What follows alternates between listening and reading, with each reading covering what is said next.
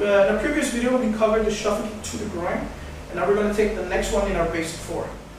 So now, we're going to work on the lead jab. You can start it off by actually having your hand up here or having your hand up here. When we train new guys, we don't show this part right away. What we do show is we actually change the structure. So what you're doing is this.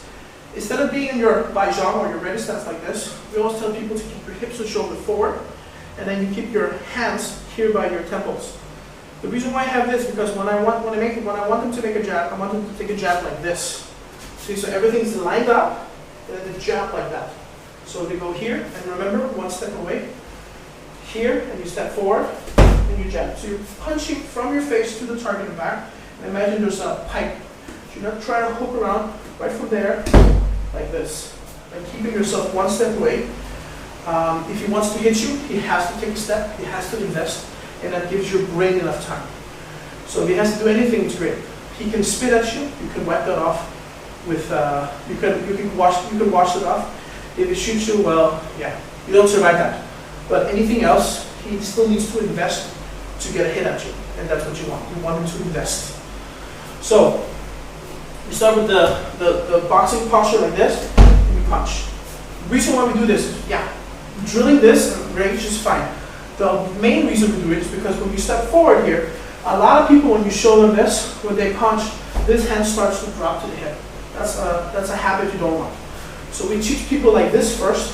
So when they punch, this hand stays up to the face, right? So it's here.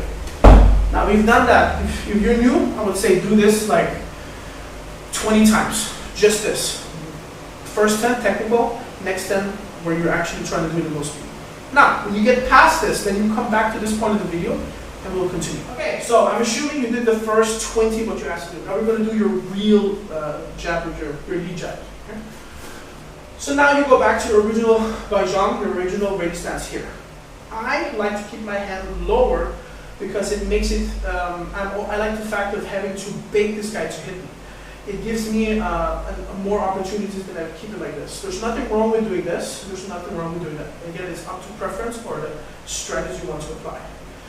But I feel for me, having a low lead opens up more options. Plus, it makes it easier. When you go here and you punch like this, everything comes within his field of vision, like that, right?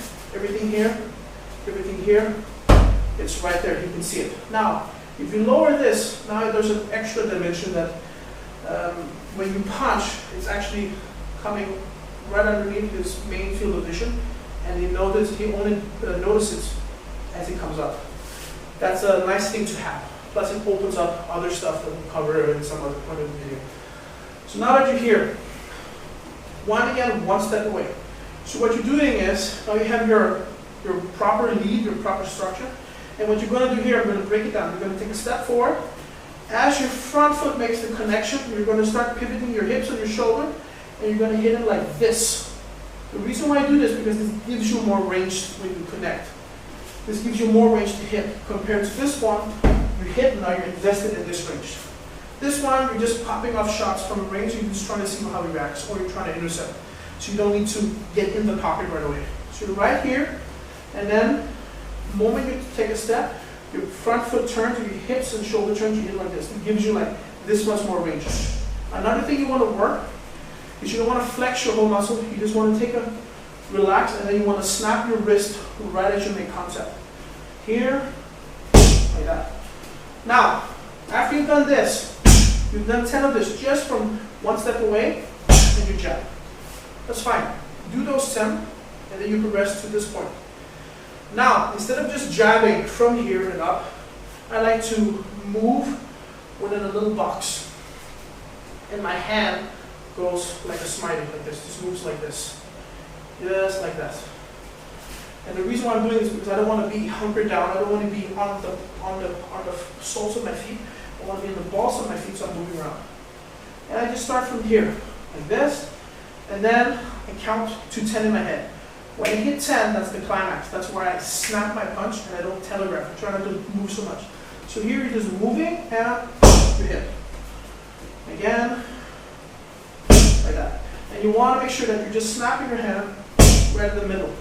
So right when before it connects, that's where you flex your hand. Everything here is relaxed, and you're moving around so you're not locked in one place, and you hit. Again, there. This one you do 10 technical, and then 10 with full speed, okay?